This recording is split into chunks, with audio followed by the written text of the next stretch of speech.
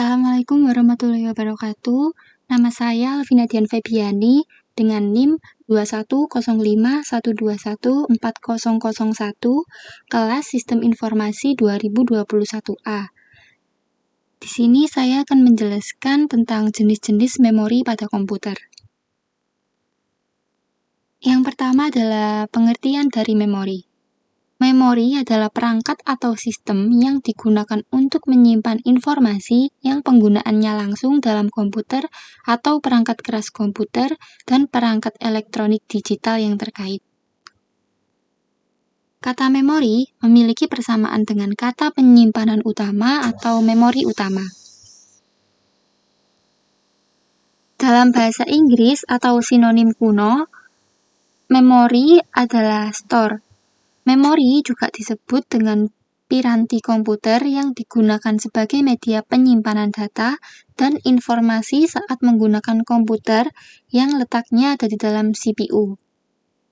Pada komputer, program yang sedang dijalankan dan data yang sedang diproses disimpan di dalam memori selama program tadi masih aktif bekerja.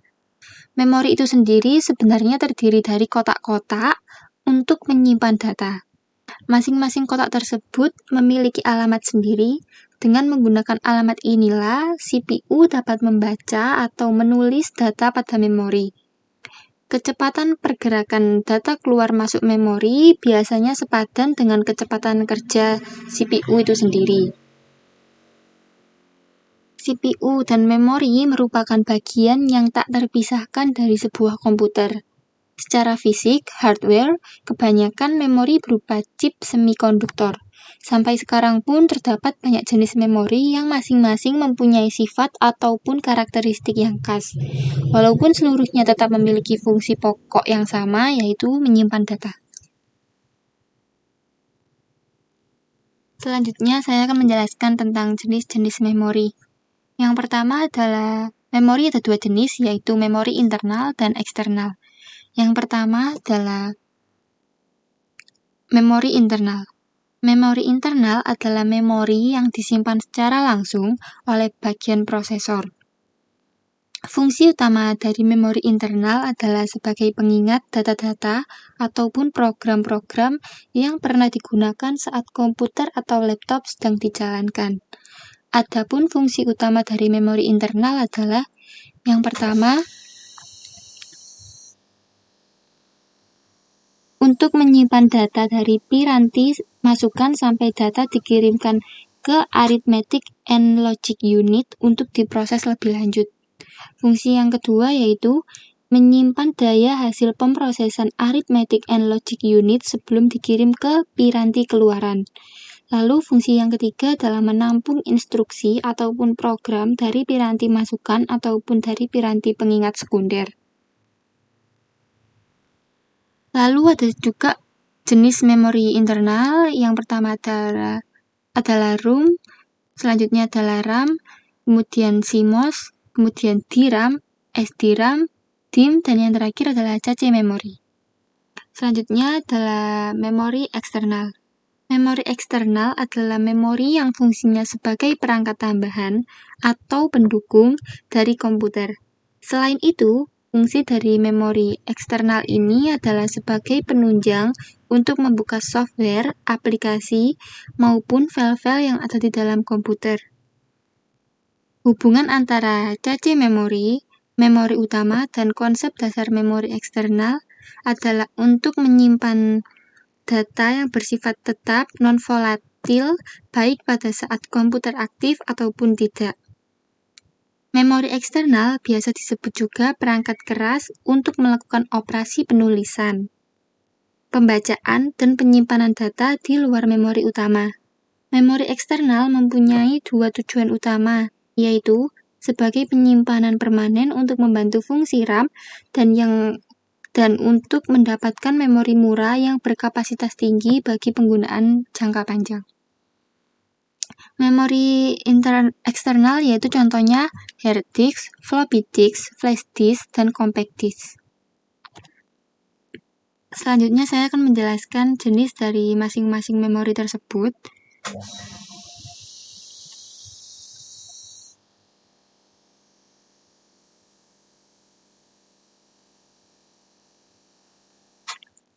pertama yaitu ROM, Read Only Memory. ROM adalah sebuah perangkat keras pada personal komputer di dalam CPU yang bentuknya berupa chip memori semikonduktor yang isinya hanya bisa dibaca. Jenis memori ini bersifat permanen, dapat diartikan tidak mudah hilang ketika tidak mendapat aliran listrik dan pada awalnya isinya hanya bisa dibaca. ROM pada komputer disediakan oleh vendor komputer dan berisi program atau data. Di dalam PC, ROM biasa disebut BIOS, Basic Input atau Output System, atau ROM BIOS. ROM memiliki beberapa jenis, yaitu Max ROM, PROM, atau yang disebut Programmable Read-Only Memory, EPROM, atau yang disebut Erasable Programmable Read-Only Memory, dan EEPROM, atau yang disebut Electrically Erasable Programmable Read-Only Memory. Selanjutnya adalah RAM atau Random Access Memory, adalah jenis memori yang isinya dapat diganti-ganti selama komputer dihidupkan dan bersifat volatil. Selain itu, RAM mempunyai sifat yaitu dapat menyimpan dan mengambil data dengan sangat cepat.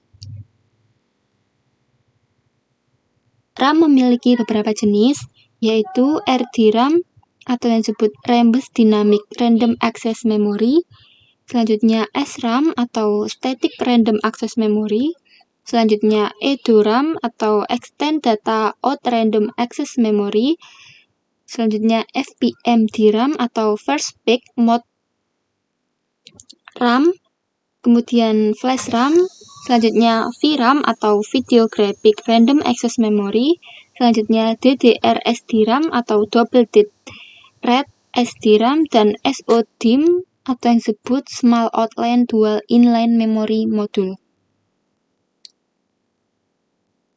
Selanjutnya adalah CMOS atau Common-Mode Meta Oxide Semiconductor.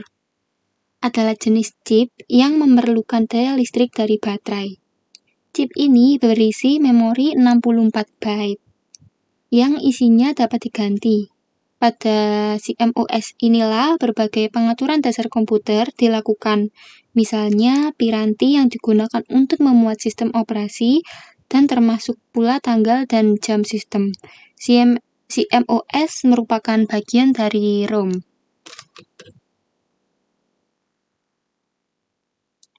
Selanjutnya adalah DRAM atau bisa kita sebut Dynamic RAM.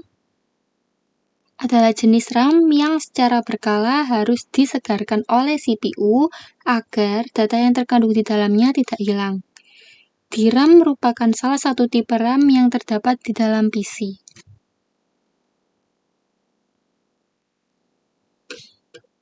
Selanjutnya adalah SDRAM atau Synchronous Dynamic RAM.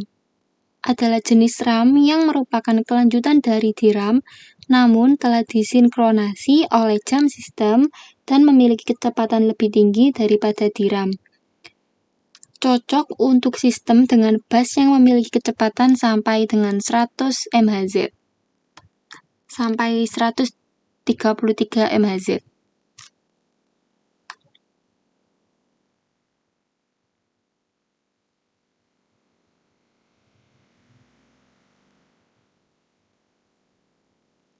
Selanjutnya adalah DIMM atau bisa kita sebut Dual Inline Memory Module. DIMM ini berkapasitas 168 pin.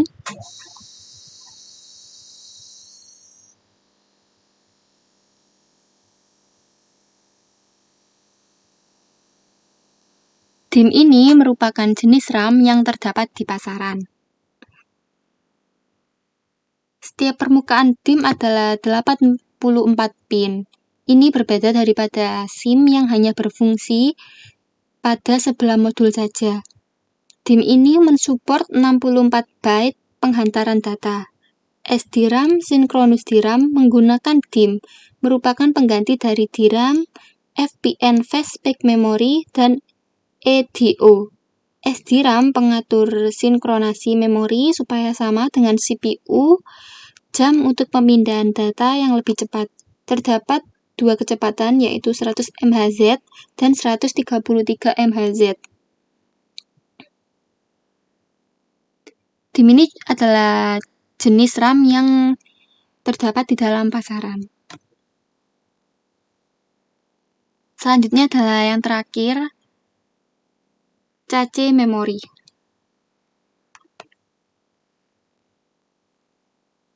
Cache memori adalah tipe RAM tercepat. Memori ini berkapasitas terbatas. Memori ini berkecepatan tinggi dan lebih mahal dibandingkan memori utama.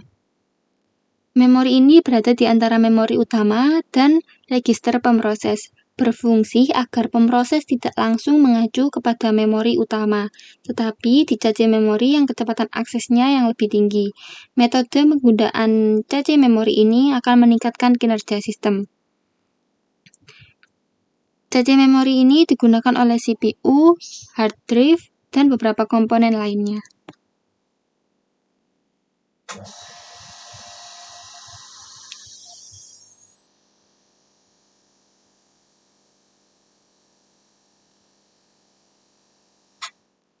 Selanjutnya adalah jenis-jenis contoh dari memori eksternal.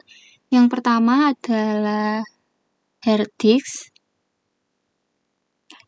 Fungsi hard disk adalah sebagai alat untuk menyimpan aplikasi, software, dan juga file-file ke dalam komputer ataupun laptop. Hard disk juga sudah ada di dalam bentuk eksternal yang fungsinya sebagai alat cadangan penyimpanan data-data yang besar.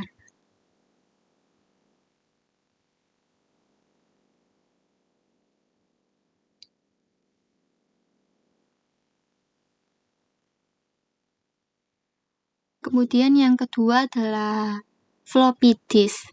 Floppy disk atau biasa disebut dengan disket berfungsi untuk alat menyimpan data yang dapat dibawa kemana-mana. Sebelum adanya flash disk, dulu alat untuk memindahkan file secara portable adalah menggunakan floppy disk ini, atau bisa kita sebut dengan disket. Disket ini berbentuk persegi dengan adanya cakram di dalamnya. Fungsi disket sendiri ini adalah sebagai alat menyimpan data yang dapat kita bawa kemana-mana. Ukuran memori dari disket ini biasanya tidak lebih dari beberapa MB saja.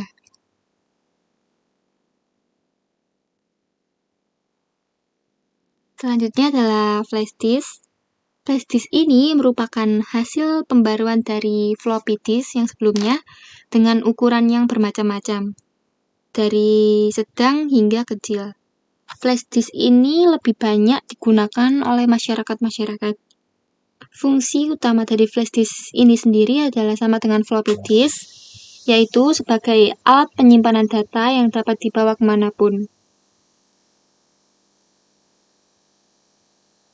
Dari segi ukuran, flash disk jauh lebih besar dari floppy disk. Bahkan kini sudah ada yang mencapai 1 terabyte.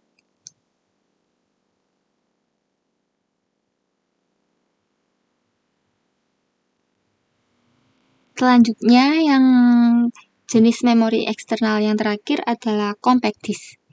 Compact disk atau disebut dengan CD juga salah satu memori eksternal yang digunakan dalam komputer. Fungsi dari CD adalah sama dengan flash disk dan disket, yaitu sebagai alat untuk memindahkan file dan dapat dibawa kemana saja pun kita mau. Selain itu, CD ada juga DVD, yang perbedaannya hanyalah dari sisi kapasitas memorinya saja. Pada DVD, kapasitas memorinya jauh lebih banyak dibandingkan dengan compact disk atau CD.